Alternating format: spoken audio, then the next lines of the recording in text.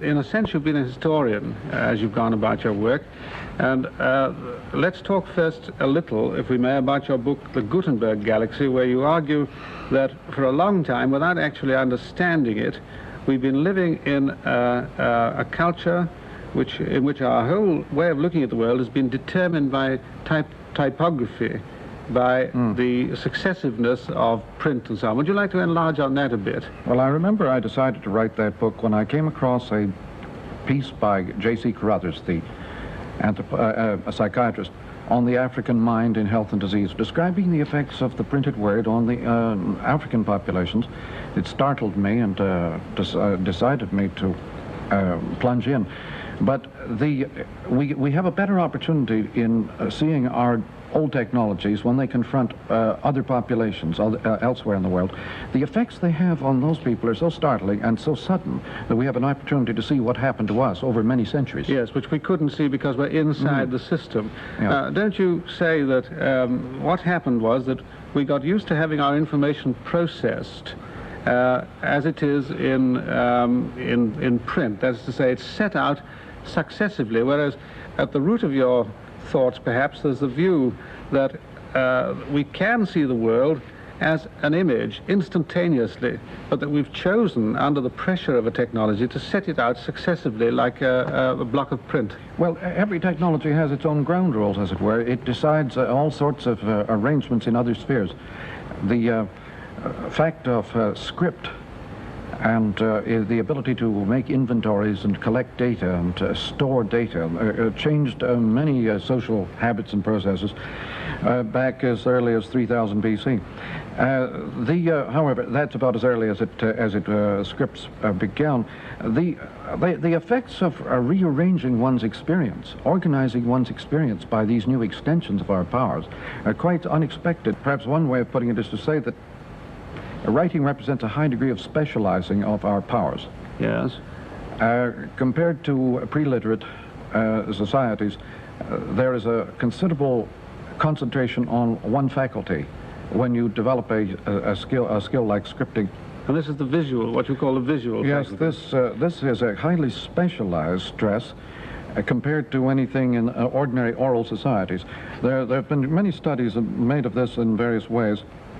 But in our own Western world, the rise of the phonetic alphabet seems to have had much to do with Platonic culture and the ordering of experience in the terms of ideas, classifying of data and experience by ideas. You mean that that sight has become the preeminent sense, as it was for Plato, and it went on being so in so-called civilized as opposed to primitive societies? Increasingly so. Till it reached the climax with the invention of printing. Printing stepped it up to a considerable pitch, yes. Now, how would you describe the impact of the invention of the printing press? Give us some instances of what happened as a consequence of this. It created almost overnight. It created what we call nationalism. What in effect was a public. The old manuscript forms were not sufficiently powerful instruments of technology to create publics in the sense that print was able to do. Unified, homogeneous reading publics. Everything that we prize in our Western world in matters of individualism and separatism and of unique point of view, private judgment, all those factors are highly favored by the printed word and not really favored by other forms of culture like radio or earlier even by manuscript. But this stepping up of the fragmented, the private, the individual, the private judgment, the point of view, all, in fact, our whole vocabularies underwent huge change with the arrival of such technology. Yes. Could I ask you now about the technology which, on your view, is superseding it and which is having its own effect on our lives, comparable with, but of course entirely different in kind to the Gutenberg technology was mechanical to an extreme degree. In fact, it originated a good deal of the later mechanical revolution, assembly line style, and the fragmentation of operations and functions as the very rationale of industrialization. Yes.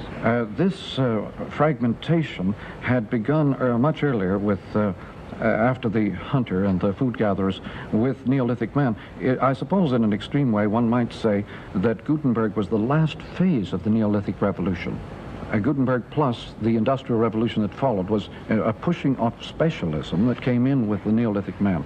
The Agrarian Revolution, a pushing of specialism all the way, and then suddenly we encounter the electric or electromagnetism, which seems to have a totally different principle, is, for some people feel, an extension of our nervous system, not an extension of merely of our bodies. If the wheel is an extension of feet and tools of hands, back, arms, the electromagnetism seems to be in its technological manifestations an extension of our nerves and becomes mainly an information system.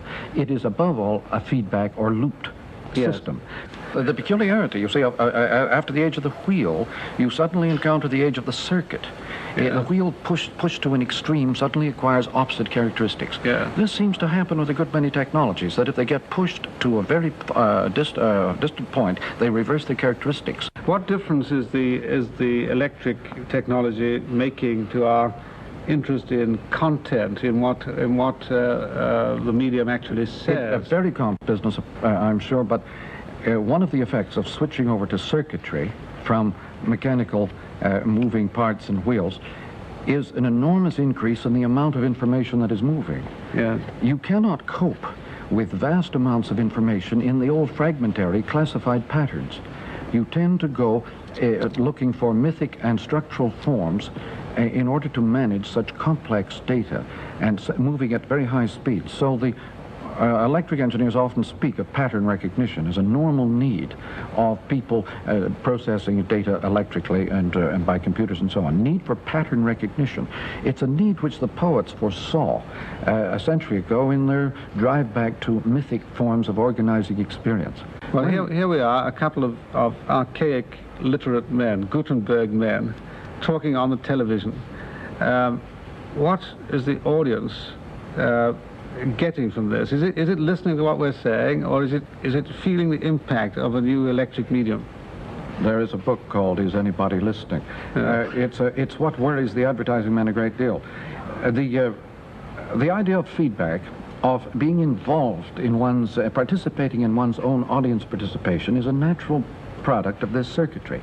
Everything under electric conditions is looped. You become folded over into yourself, into your image of yourself changes completely. In your other book, the more recent one, where you, Understanding Media, where you go into all this, you use as a kind of slogan, I think, the expression, the medium is the message. Would you like to illuminate that? I think it is more satisfactory to say that any medium, be it radio or be it wheel, tends to create a completely new human environment. The human environment is, as such, tends to have a kind of invisible character about it. The unawareness of the environmental is compensated for by some attention to the content of the environment.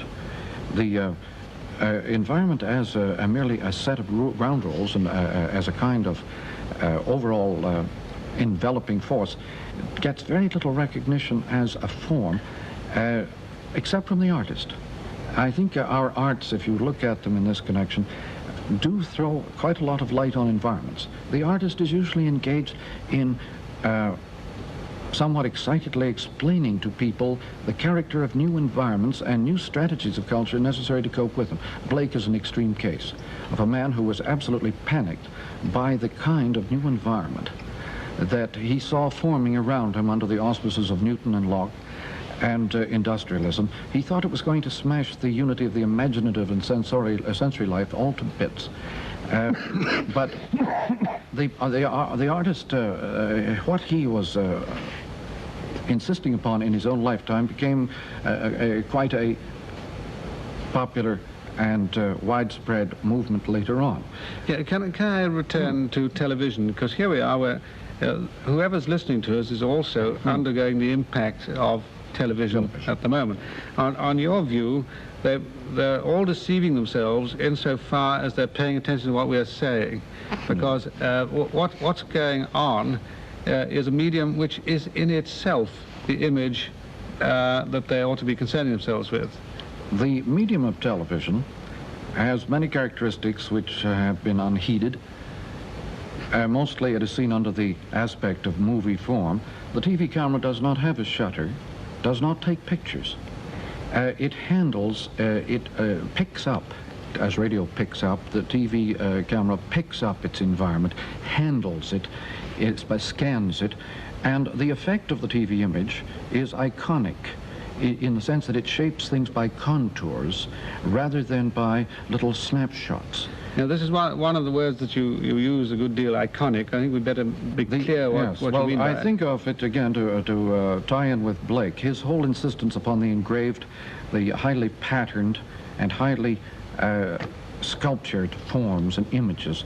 The iconic in that sense is very low in visual quality, very high in tactual quality. Active touch, not cutaneous, but active touch, as the psychologists insist. You call television a tactile medium, iconic medium. Iconic. Having much in common with the cartoon for which it is ideally suited, much more well suited than for pictures. If you feel that we are going to have to come to terms, or we are coming to terms, much more than typographical man with this kind of instantaneous image, and I'd like now just to ask you about the distinction that you draw between different kinds of media within the electric technology. You call some, such as television, cool, and some, such as radio, hot. Now, what does this mean? It has to do with the slang phrase, the hot and the cool, which puzzles many people. The way it's used in slang reverses the meaning of cool. Cool in the slang form has come to mean involved, deeply participative, deeply engaged. Everything that we had formerly meant by heated argument is now called cool in slang. Cool, though the idea that cool it has reversed its meaning, I think has some bearing on the fact that our culture has shifted a good deal of its stress into a demand that we be more committed, more involved in the situations in which we ordinarily work and experience. A cool medium is one in which the definition is low and the audience has to work and supply the gaps. Well, like a cartoon, you see, that you were mentioning before. This is real cool. Yes. Whereas, jazz, as compared with classical music, has many of these aspects of discontinuity and very much room for fill-in. Yes. But where the information or data level is low, the fill-in or participation is high. If you fill the situation with complex data, the opportunity for completion fill-in is less and participation is less.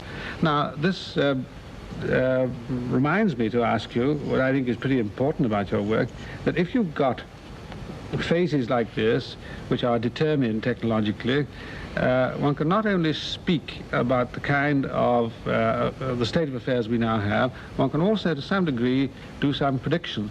Now, I think in understanding media, you sometimes write as if we'd got on, if we'd pushed on deeper into electric technology than we actually have. But you do venture some predictions about the kind of life, the kind of quality of feeling that we're going to have with the new alteration in our senses. Could you say something about that? Well, I remember when I was here 2 years ago, after a long absence, I was quite startled at the upsurge of regional dialects in England as compared with 20 years earlier, and the relative decline of standard and homogeneous English, and the quite proud display of dialects that I had hardly heard before when I lived here. This drive in depth toward a regional depth of culture is a normal feature of electronic forms because of this circuitry that involves us deeper and deeper in ourselves. The French separatists, for example, at the present time in Quebec, are very much related to this new image they have of themselves in television, a depth image. The vision of the future that your book could leave one with is one in a big brother image, in a sense. You speak of for example, programming cultures. For instance, you say that if the South African scene looks like getting too hot because of an overdose of radio. We program a lot of television, cool them off. This kind of interference with what the typographical literate man calls human rights. We have never stopped interfering drastically with ourselves by every technology we could latch onto. We have absolutely disrupted and you think this might our lives over and over again. Lead us into a kind of electric totalitarianism? I think I think the logic, if unimpeded, the logic of this sort of electric world is stasis. Yes. And out of this, forgive me for interrupting again. Yes. I was going to ask, where do you see, is there a terminus, or should we always go from the thesis of typography to the...